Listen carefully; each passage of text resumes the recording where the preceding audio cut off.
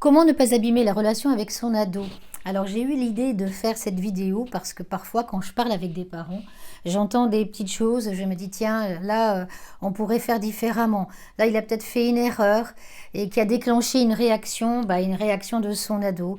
Et nous les parents, on dit parfois des choses qui sont maladroites, qui ne sont pas appropriées et ce sont des choses que nous pouvons éviter. Donc j'ai fait une petite liste de conseils qui peuvent vous être utiles dans votre communication avec votre ado. Alors, premier conseil, ne lui répétez pas 36 000 fois dans la même conversation, la même directive, le même conseil. Les ados, contrairement à nous, ont une mémoire exceptionnelle par rapport aux adultes. Quand on leur dit une chose, une fois, ils la retiennent pendant des années. Une seule phrase suffit. Nous avons souvent tendance à répéter la même recommandation plusieurs fois en se disant elle va vraiment bien s'imprégner dans son cerveau. Ouais, en fait, en réalité, souvent, ça ne fait que les énerver et à la limite, ils peuvent surréagir. Deuxième conseil, ne les comparez pas. Ne le comparez pas avec son frère, sa sœur, ses copains, son père. Si votre ado a un frère ou une sœur, ne les comparez pas même pour montrer l'exemple. Chacun de vos enfants, même si on a tendance à dire parfois que nous les avons élevés exactement de la même façon, en réalité c'est faux.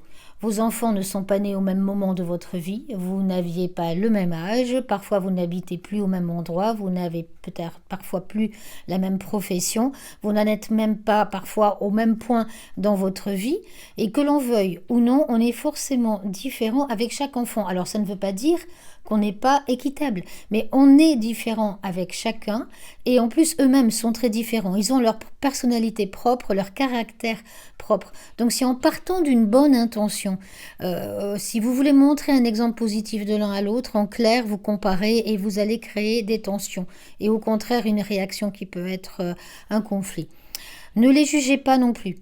À l'inverse, posez des questions. Votre fils reçoit un 5 en maths, retenez-vous, ne lui dites pas qu'il est feignant ou qu'il est nul, mais demandez-lui calmement comment est-ce que tu vas faire pour redresser la situation. À froid, c'est beaucoup plus efficace. Ne critiquez pas non plus son apparence. Je me rappelle d'une maman qui la semaine dernière m'a raconté que son fils de 16 ans était rentré du lycée après être passé chez le coiffeur. Alors c'est elle qui avait pris le rendez-vous, elle était persuadée, il était évident pour elle qu'il allait rentrer avec une bonne coupe, elle a vu arriver son fils décoloré en blond platine. Lui avait dit ce qu'il voulait au coiffeur. Alors, son ado se cherche, c'est une période où il va passer par des périodes gothiques ou des esthés vestimentaires qui peut-être ne vont pas vous plaire, mais il teste les goûts musicaux, les goûts littéraires. Ah, ça c'est la pendule. Les goûts littéraires, ses séries, ses films préférés, il se construit, il cherche à savoir ce qu'il aime. Vraiment. Et c'est comme ça qu'il construit son identité. Alors, à moins que vraiment il dépasse les limites ou qu'il prenne des risques pour sa sécurité ou la décence, laissez-les expérimenter. Et si vous surréagissez, sachez qu'il ira encore plus vers l'interdit. Si vous êtes encore plus virulent, il ira encore plus vers l'interdit. Enfin, ne réagissez pas non plus intensément pour des choses qui n'en valent pas la peine. Soyez cohérent. Si vous réagissez avec la même intensité pour une violence verbale avec un professeur ou parce qu'il n'a pas vidé le lave-vaisselle, ce n'est pas cohérent. Essayez d'adapter et de vous retenir dans ces moments-là. Ne soyez pas perfectionniste avec eux. Parfois, vous avez tendance à être très perfectionniste avec vous-même, on l'est même très souvent, mais ne transposez pas la même exigence sur votre fils ou votre fille.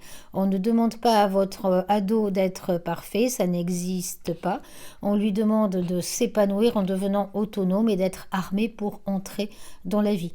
Ne les considérez pas non plus comme moins compétents qu'ils ne le sont. Très souvent, les parents ont tendance à être parfois dans la défiance des capacités. Peut-être un manque de confiance. On les sous-estime. Il y a une suspicion même chez certains parents, une suspicion permanente et un manque de confiance.